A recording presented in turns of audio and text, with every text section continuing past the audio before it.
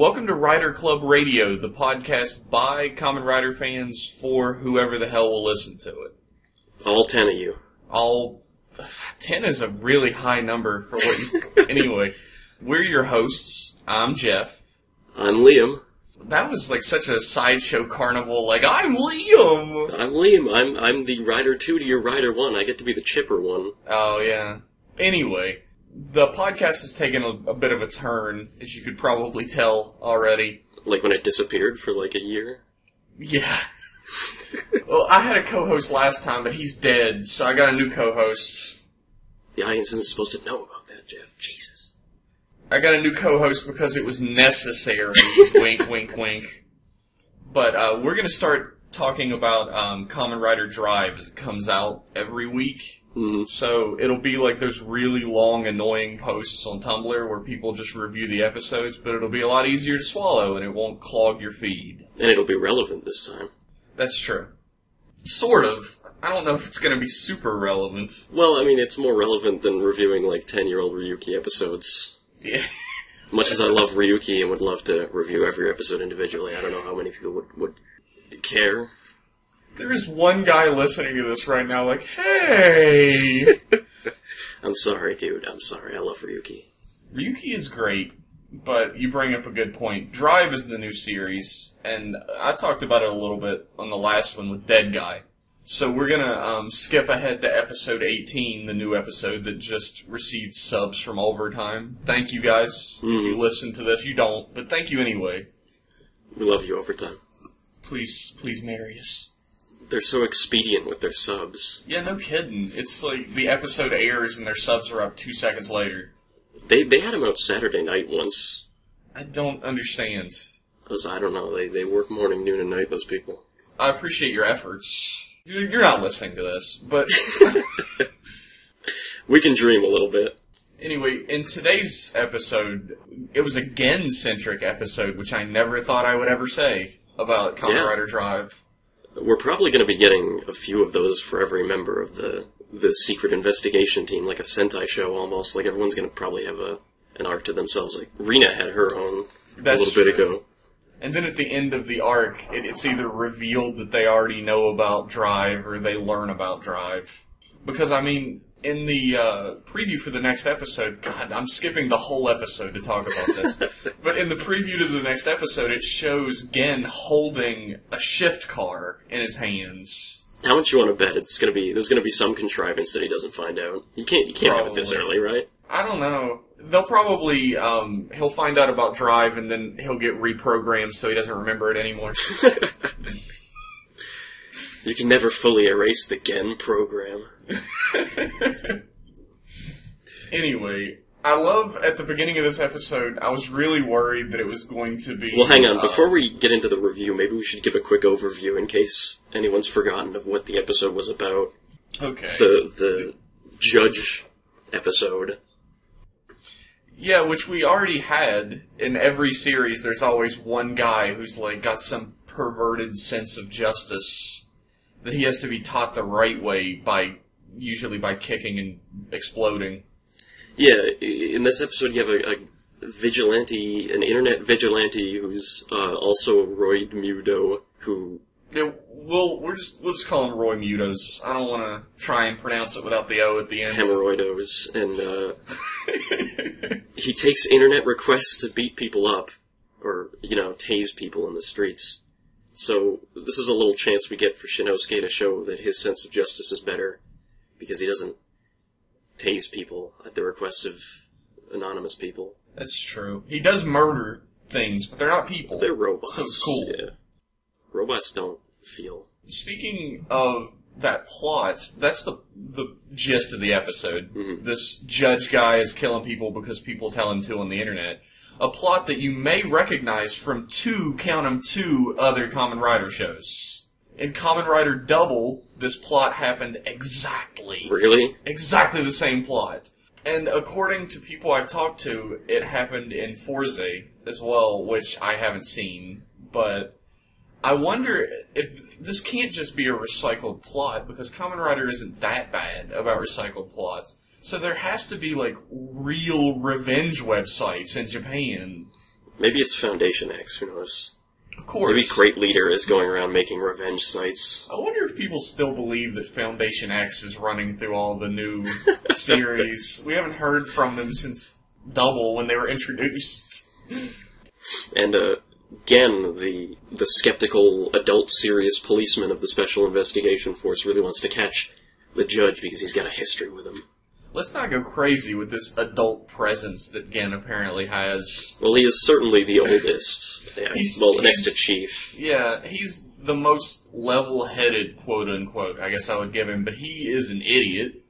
He is comedic relief, as all police officers are in Kamen Rider. Yeah. Except Shinosuke and Kiriko, I guess. He struck me as more of an adult kind of figure because he's not so quick to believe in monsters that freeze time. Yeah, everybody else is pretty quick on that. Of course there's monsters that freeze time. Took Gen a few episodes. That he had to find those hemorrhoidos. You into butt stuff, Jeff? I hope that wasn't just a translation for fun. I hope he actually asked that.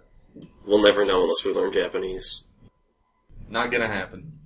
Hey, Overtime, let us know if you're listening. Yeah, if you're totally not listening to this at all. But if you are, send us a we'll message. even accept TV Nihon. No, we won't.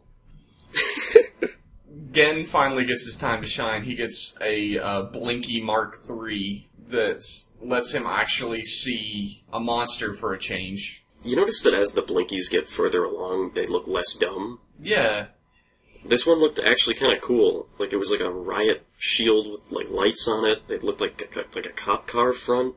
There is a theory that eventually the Blinkies will be like G3 style armor, like a rider armor, which would be awesome. It's but I not don't see gonna that happen. happening. Not gonna happen, but that would be the coolest shit in the world. I love G3's armor. Yeah, it would be really awesome. It'll probably just be like G3, but with like light bulbs sticking out of the head and shit. Yeah. But anyways, in the end, there's a big twist that the Judge Roidmute is Gen's old mentor. Oh, what was it? Tachibana. Yeah, Tachibana. Toei really likes naming people Tachibana, don't they? An interesting fact about Tachibana is that he has been in 4 separate Kamen Rider series now. The actor? The actor, yeah. He was in Kamen Rider Black as an agent of Golgom. No way, really? Yeah, he was. And he was the teacher that taught Godai and Kuga. He was the old man in Blade. And now he is the mentor character in Drive. He's got a long history with Kamen Rider. I'm watching Black right now. I guess I just didn't notice him, obviously, because he's probably a lot younger. Oh, yeah. He looks fairly similar to how he looks in Kuga in Black, but man, he looks nothing like that anymore. I'm sure I'm going to get tons of messages from our 10 viewers. They're like, that's not him. Fuck you, you idiot. What do you know? Time hasn't been kind to him, so nobody can recognize him, I guess. No. Time is not kind to anyone. What'd you think of the episode, Jeff? I actually enjoyed it because we had a little bit of focus on Gen for a change, like another character that's just sort of been glossed over before. Mm-hmm. I am a little worried about how little Shinosuke is starting to matter to the plot of the show. I'm sure he'll make a comeback. I pray he'll make a comeback. But since Go was introduced, since we got Maha on the scene, it's like Shinosuke is a secondary character in his own show most of the time. Because Maha is so much more, like, he's outside the system, so he can go and do stuff on his own. Whereas Shinosuke, he's more, I don't know how to describe it, but he's more cautious and conservative, which means he doesn't go out and do things as often. Yeah, when was the last time we saw Shinosuke do anything, like, lazy?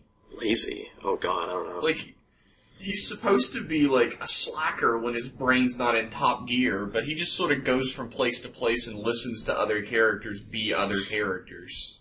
I guess he's done being lazy because of the robots. He's just decided to press his pants, I suppose. I don't know. I don't even know what that means. It means to straighten your shit out, I guess. I don't think it does. I think you just made that up. Yeah, we'll Google it after this podcast. Yeah, we will Google it together. We will click the mouse button at the same time. We'll type it out in unison. Anyway, Another fact I wanted to point out real quick is the Chief's actor is like really well known as a comedian in Japan. Oh, is he? Yeah, or he's like a comedic actor or something, and he's just gone constantly, and it's absolutely because he's doing stuff that's more important than Kamen Rider. Yeah, you notice in this episode they were like, he was only supposed to be gone for a week, but now he's been gone for 3 weeks. It's like the writer's taking a little jab at him. I did enjoy that. There's like a huge discussion right now in like the Kamen Rider General about like, what does that mean? Is that plot relevant? No, that's not plot relevant. If they're good, they'll make it plot relevant, but who that knows? would be great. Yeah. We'll find out next episode. He's apparently in that episode. Oh, is he? Yeah, he was in the preview, but what did you think of this episode? I completely cut you off. I liked this episode a lot. I know we talked a lot when Drive first came out, and I hated it, and I was ready to drop it after like 5 episodes.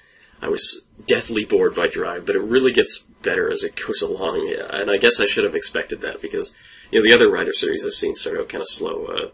Gaim starts out really slow, Stronger starts out really slow, but they both got really good around episode 10 or so, and Drive followed the same formula. And this episode, I think, it's a good example of that, in that it's an episodic plot, and it's like a mystery, and unlike the earlier episodes, it's an actual mystery with an actual twist at the end that you don't expect with Tachibana's character. That's somewhat true. Like, it has sort of like the Law and Order syndrome, or like the TV cop show syndrome in general, where if you have a guest star, that guest star is the killer. Yeah. Every time. So as soon as we saw Tachibana, I thought in my head, like, greetings, Tachibana, you're absolutely not the monster in any way, shape, or form. Let's talk about the monster. See, maybe I have a single-digit IQ, but I didn't finger Tachibana right from the start.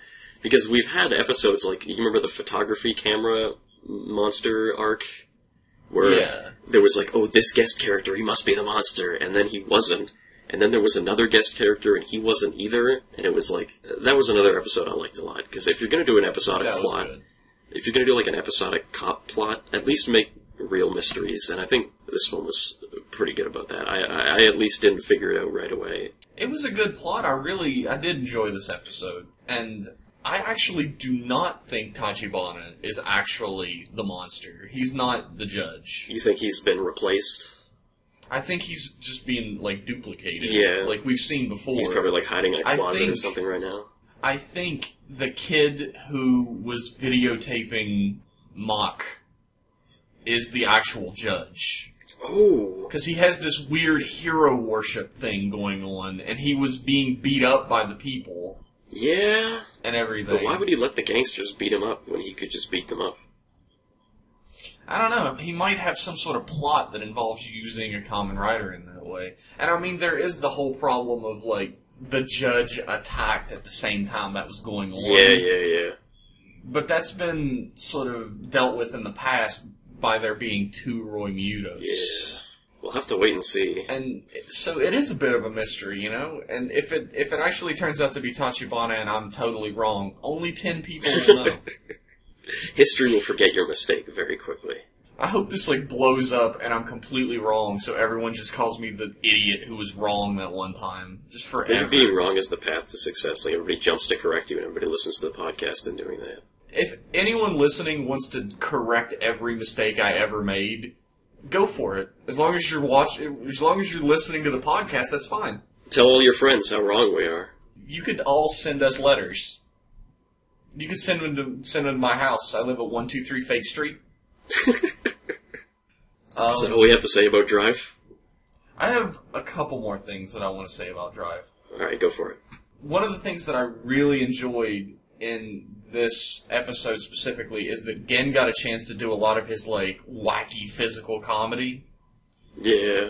And you don't get a whole lot of that so far because Gen just sort of gets knocked out or slowed down and that's the end of it. But this time we got to see full tilt. Like, he spent the whole episode shoving people out of the way, literally.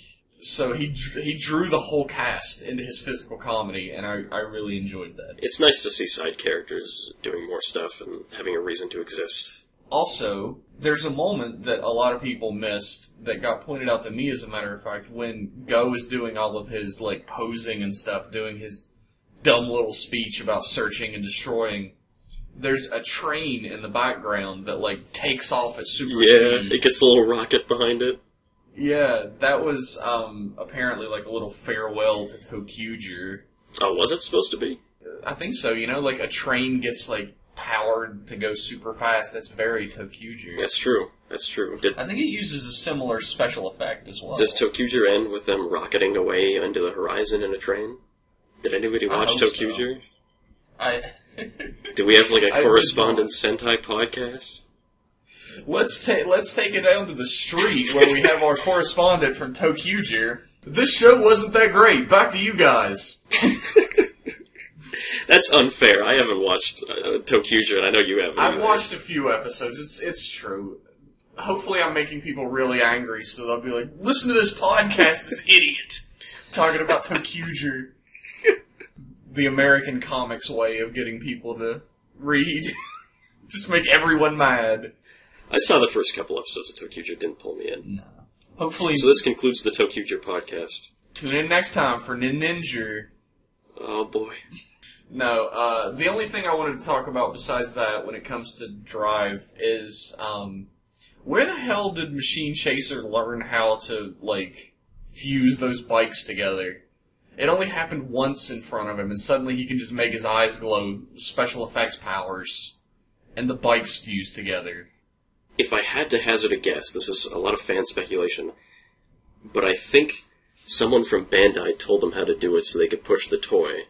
True. This is purely in the realm of fanon. I love your fan fiction, it's good.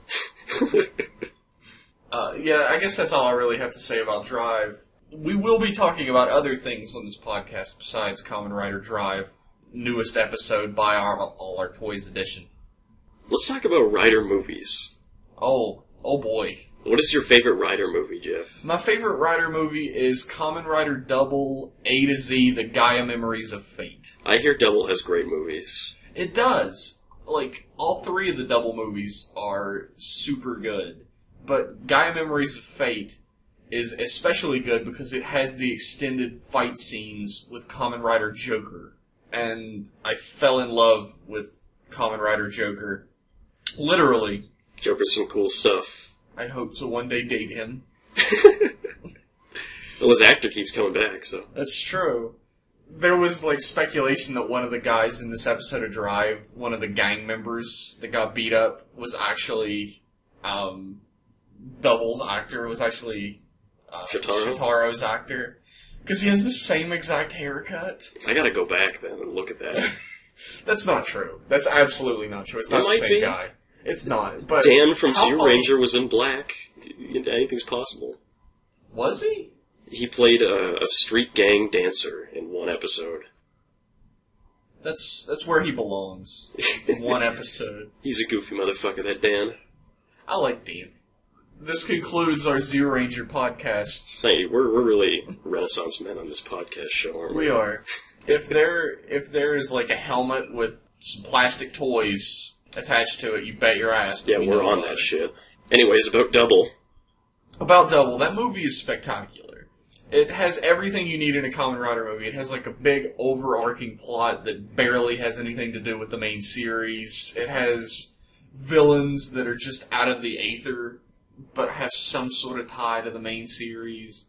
It has a new Kamen Rider in it. Really? What's the Kamen Rider that gets introduced? Eternal. Oh, yeah. And he is a white recolor of Double. Yeah, I've seen pictures of Eternal. He's got horns, and he's got like a bandolier with a bunch of Gaia memories on it. And he's got like a cape. He's pretty cool, actually, and his helmet sculpt is different than Double's. Mm-hmm. So he's somewhat original looking, and he's cool. And he's played by the guy who sings the Drive theme. Really? Believe it or not. Yeah, same guy. Cool. What is your favorite Rider movie? My favorite Rider movie was... I was first exposed to Rider with Kamen Rider J, and I think he's always going to have a soft, warm spot in my heart because of that. Kamen Rider, we could not get the rights to Ultraman, so we made this movie. Yeah, here's Green Ultraman. No, but J is like... It's a very quick, very solid alien invasion story. It happens over the course of like a day.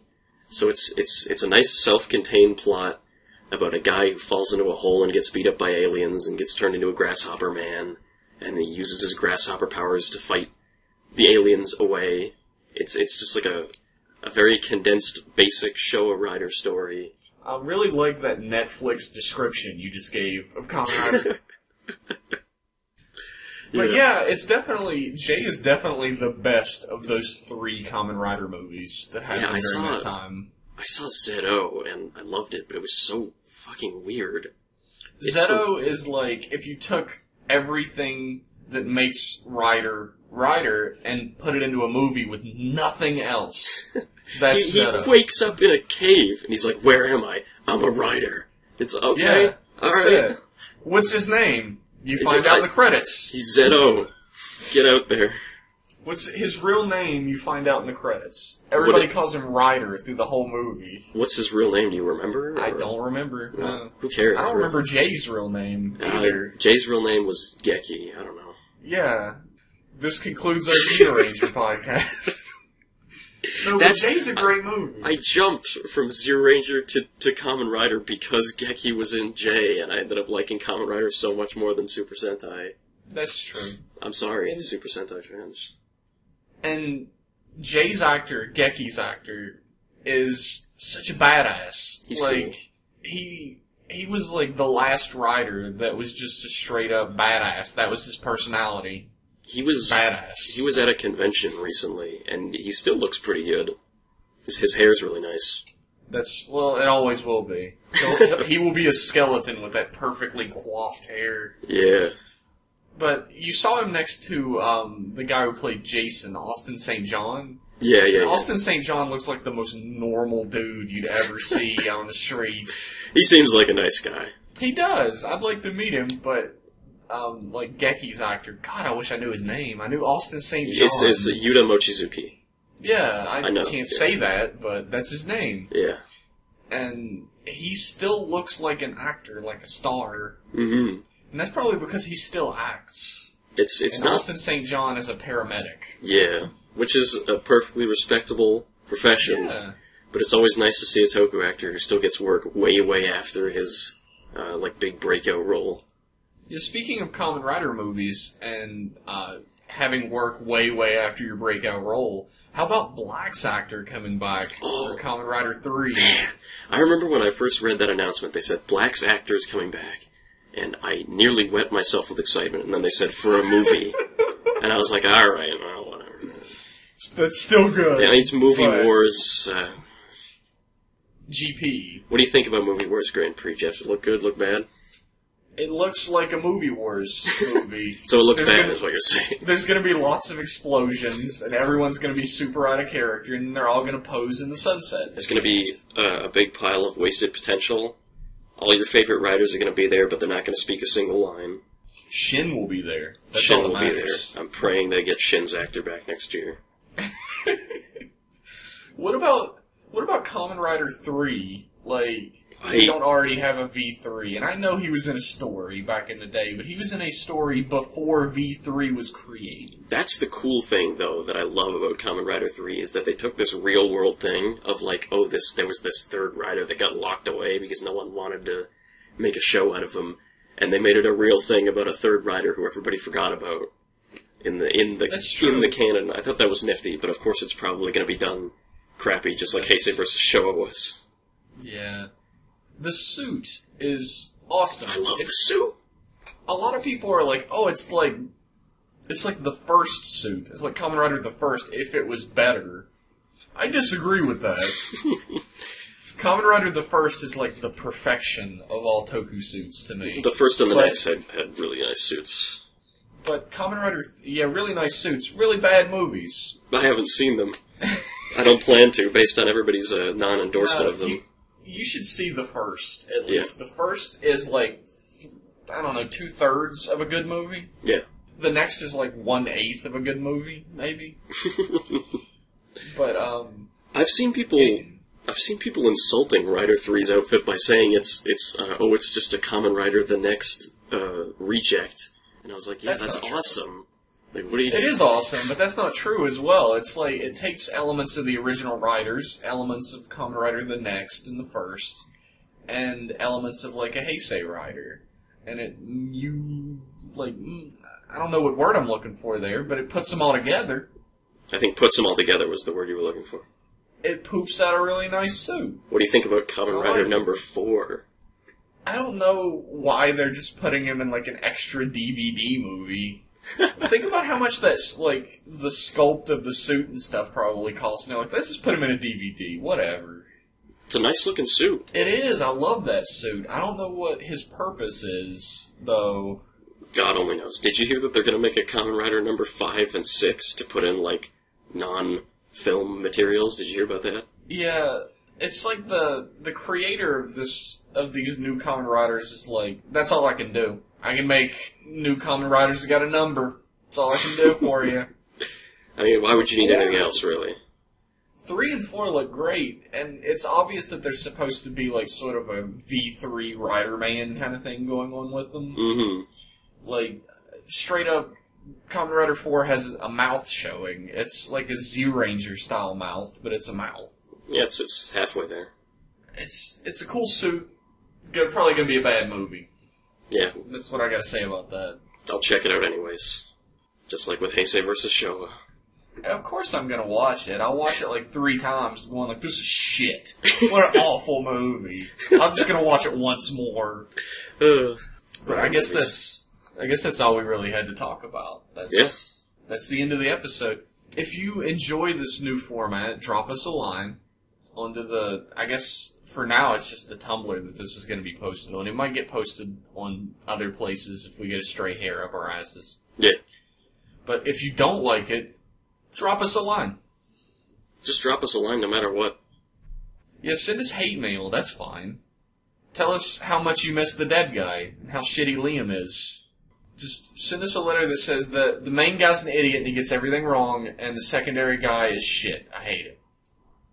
Oh. But anyway, that concludes our Rider podcast. For real this time. Kamen Rider Radio.